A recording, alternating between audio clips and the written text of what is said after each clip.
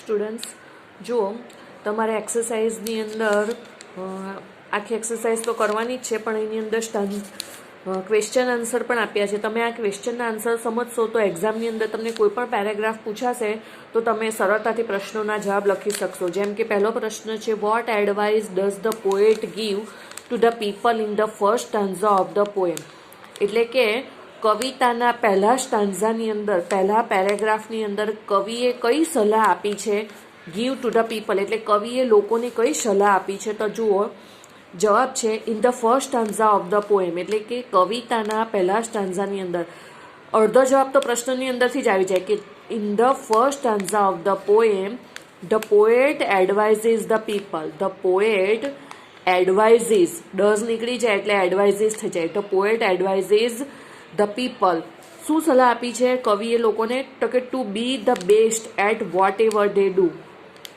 તમે જે કંઈ પણ કામ કરો તેમાં બી ધ બેસ્ટ એટલે સૌથી શ્રેષ્ઠ બનવાની સલાહ કવિએ આપી છે. શું સલાહ આપી છે કવિએ પહેલા સ્ટાન્ઝામાં? તો કે તમે જે કંઈ પણ કામ કરો તે કામની અંદર તમારે શ્રેષ્ઠતા મેળવવાની છે. To be the best at vote ever they do. તમે જે કંઈ પણ કરો તેમાં તમારે શ્રેષ્ઠતા મેળવવાની છે, એવી સલાહ પહેલા સ્ટાન્ઝામાં આપવામાં આવી છે. હવે જોઈએ બીજો પ્રશ્ન. What does the poet say why does the poet say we can't all be captain's.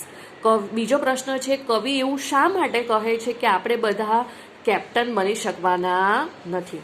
તો જુઓ, the poet says we can't all be captains because. કવિ એટલા માટે એવું કવિ કહે છે કે આપણે બધા ખલાસીઓ આપણે બધા કેપ્ટન બની શકવાના નથી, કારણ કે all of us will not get big work to do.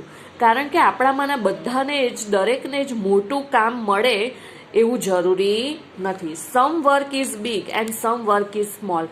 કોઈકને મોટું કામ મળે છે તો કોઈકને નાનું કામ મળે છે. But we have to do the work given two અસ. પણ આપણને જે પણ કંઈ કામ સોંપવામાં આવે છે તે કામ આપણે કરવું જ પડે છે. There is something to do for all of અસ. આપણામાંના દરેક જણને જે પણ કંઈ કામ સોંપવામાં આવે છે આપણે કરવું જ પડે છે, પછી ભલે તે કામ મોટું હોય કે નાનું હોય. એટલા માટે કવિ કહે છે કે આપણામાંના બધા જ કેપ્ટન બનવાના નથી.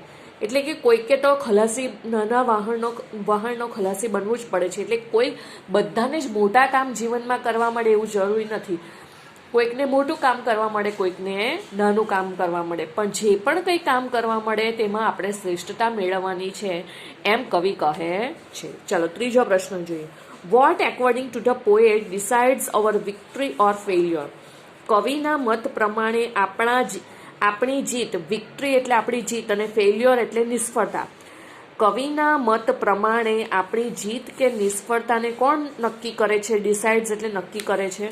તો પ્રશ્નનો જવાબ છે, according to the poet our victory or failure is decided by how hard we have work to be the best.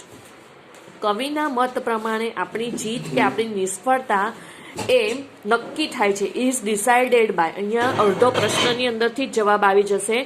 According to the poet our victory or failure is decided by how hard we have worked to be the best. શ્રેષ્ઠ બનવા માટે આપણે કેટલી સખત મહેનત કરી છે એના ઉપર આપણી જીત કે નિષ્ફળતાનો આધાર રહેલો છે. ચલો હવે ચોથો પ્રશ્ન જોઈએ.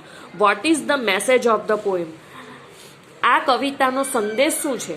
તો કે the message of the poem is what ever you do B the best. તમે જે પણ કંઈ કામ કરો તેમાં શ્રેષ્ઠ બનો, એ જ આ કવિતાનો સંદેશ છે. મેં તમને શીખવ્યું જ છે કવિતાની અંદર પણ કે આપણે જરૂરી નથી કે દરેકને જીવનમાં મોટા જ કાર્ય કરવા મળે. ઘણી વખત વ્યક્તિને નાના કામ પણ કરવા પડતા હોય છે, પણ કામ મોટું હોય કે નાનું હોય, પણ દરેક કામમાં આપણે શ્રેષ્ઠતા મેળવવાની છે એવો સંદેશ આ કવિતા દ્વારા આપણને મળે છે. It does not matter how big or small your work is. તમારું કામ મોટું છે કે નાનું છે એની સાથે કોઈ લેવા દેવા નથી. Your victory or failure is not decided by the size of your work. તમારી જીત કે નિષ્ફળતા એ તમારા કામના કદ દ્વારા નક્કી થતી નથી. એટલે કે તમે મોટું કામમાં જીત હાંસલ કરી કે નિષ્ફળતા હાંસલ કરી, કે પછી નાના કામમાં જીત મેળવી કે નિષ્ફળતા હાંસલ કરી, તો જીત અને નિષ્ફળતાનો આધાર તમારા કામના કદ ઉપર રહેલો નથી, but by how hard you have work to be the best. પણ તમે તમારા કામ માટે કેટલી સખત મહેનત કરી છે એને શ્રેષ્ઠ બનાવવાને માટે, તેના ઉપર એનો તમારી જીત કે હારનો આધાર રહેલો હોય છે. ચાલો 5મો પ્રશ્ન, who according to you is the best person. તમારા મત પ્રમાણે કોણ શ્રેષ્ઠ વ્યક્તિ છે એની ચર્ચા કરો. According to me the best person is the one who works hard to be the best at vote ever work he gets. મારા મત પ્રમાણે શ્રેષ્ઠ વ્યક્તિ એ છે કે તેને જે પણ કંઈ કામ કરવા મળે, whatever work he gets, તેને જે કંઈ પણ કામ કરવા મળે એ કામમાં એ સખત મહેનત કરે, એને એ કામને સખત મહેનત કરીને શ્રેષ્ઠ બનાવે. He does not worry whether his work is big or small. એ એની પણ ચિંતા કરતો નથી કે તેને મળેલું કામ મોટું છે કે નાનું છે, but he is the best. પણ એ પોતે શ્રેષ્ઠ બનવા માટે પ્રયત્ન કરે છે.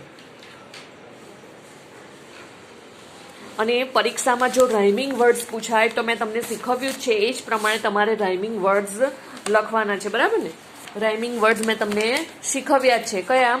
તો કે હીલ અને રીલ, છેલ્લો ઉચ્ચાર જેનો સરખો હોય તેને રાઇમિંગ વર્ડ્સ કહેવાય. જેમ કે હીલ અને રીલ એ 2 રાઇમિંગ વર્ડ્સ છે. પછી બી અને tree, grass bass, make take, crew do, here near, trail fail, star are, આ બધા રાઇમિંગ વર્ડ્સ છે. જેનો ઉચ્ચાર પાછળથી સરખા જેવો થતો હોય તેને રાઇમિંગ વર્ડ્સ કહેવાય. તો આ પ્રમાણે પરીક્ષાની અંદર તમને કોઈ પણ સ્ટાન્ઝા પૂછાશે અને એના નીચે પ્રશ્ન પૂછાશે તો તેના માટે તમારે એક્સરસાઇઝની અંદર આપેલા આ પ્રશ્નોના જવાબ લખવા ખૂબ જરૂરી છે. અને એને સમજી લેશો તો તમને પરીક્ષામાં કોઈ પણ પ્રશ્ન પૂછાય તો તમને લખવામાં સરળતા રહેશે.